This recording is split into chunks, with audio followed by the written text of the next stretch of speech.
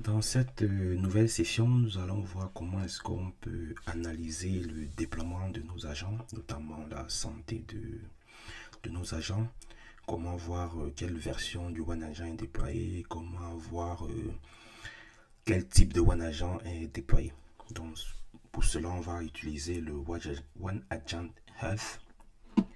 Donc, pour ça, on va bien évidemment passer par l'apps, comme je vous ai montré à plusieurs reprises. Vous avez différentes méthodes, soit vous pouvez passer par la recherche, soit vous pouvez passer par le Dynatrace.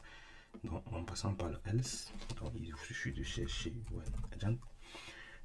On avait déjà précédemment travaillé sur le deploy OneAgent qui permettait d'avoir des procédures pour installer notre OneAgent. Et donc du coup maintenant on va suivre l'état de nos OneAgent. Donc il suffit de prendre l'application, la première application. Donc lorsqu'on arrive, bon comme toujours, on a le nom de l'application, une petite description. Et déjà, dans le premier encadré, ici, vous pouvez choisir d'avoir une répartition. Vous vous souvenez, pour l'instant, on n'a installé qu'un seul OneAgent dans notre souscription. Et donc, du coup, vous vous souvenez, c'était une installation en Linux. Donc, c'est pour cela que lorsqu'on lui demande de nous afficher les OneAgent par OS, il nous dit qu'on a que du Linux à 100%. Et donc, vous pouvez venir dérouler ici pour choisir une nouvelle méthode de découpage de vos OneAgent. Donc, vous pouvez demander qu'il les découpe par module type. Les modules type, c'est vraiment comme vous avez expliqué lorsque vous faites du Kubernetes. Vous pouvez soit prendre un agent qui vraiment englobe tout, soit vous pouvez prendre des agents qui englobent uniquement la partie PHP, un agent qui englobe uniquement la partie Java, ce genre de choses. Et donc, quand vous êtes dans ce genre de scénario, vous avez des déploiements différents comme ça. C'est à ce moment que vous verrez à ce niveau que vous avez des Java, PHP et autres. Bon, pour l'instant, on a assez light puisqu'on a que une de manière globale. Un élément très important, c'est le module version qui vous affiche la version de votre OneAgent. Bien évidemment, comme je vous ai dit, en termes de release management, c'est toujours mieux d'être dans les versions les plus récentes. Vous vous souvenez, lorsqu'on a fait l'installation, on a positionné le paramètre auto-update.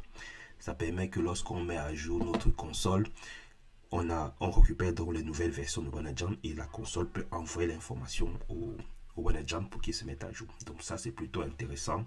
Ça vous évite d'être dans ce process de réinstallation de vos agents continu. Vous laissez la console Dynatrace pousser les mises à jour vers ces agents. Et donc du coup, si vous êtes en auto-update, vous aurez toujours bien évidemment une seule version ou bien en fonction de la politique que vous allez mettre au niveau de vos OneAgent. Et donc du coup, si vous n'êtes pas en auto-update, vous aurez dans une variation ici. Donc, en fonction de, il vous affichera toutes les versions sur vos applications.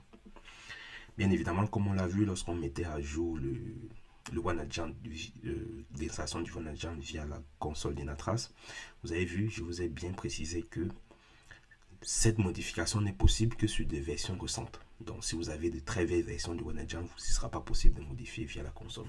C'est pour ça que je recommande fortement de toujours être sur des versions récentes.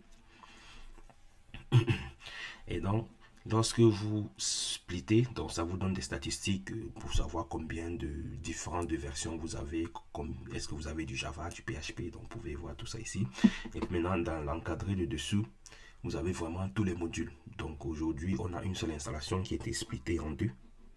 Donc vous voyez ça, en fait ça c'est la même machine, mais c'est parce qu'il comporte deux modules. Il y a un module OS qui va vraiment suivre votre OS, donc la partie infra, et puis on a un autre module qui est au-dessus qui va suivre une autre partie. Donc plus vous allez faire des installs, plus la page va se remplir, et donc du coup bien évidemment vous avez toujours ces options de filtre qui vous permettent de filtrer sur des éléments bien précis. Ça vous évite d'avoir une page beaucoup trop chargée.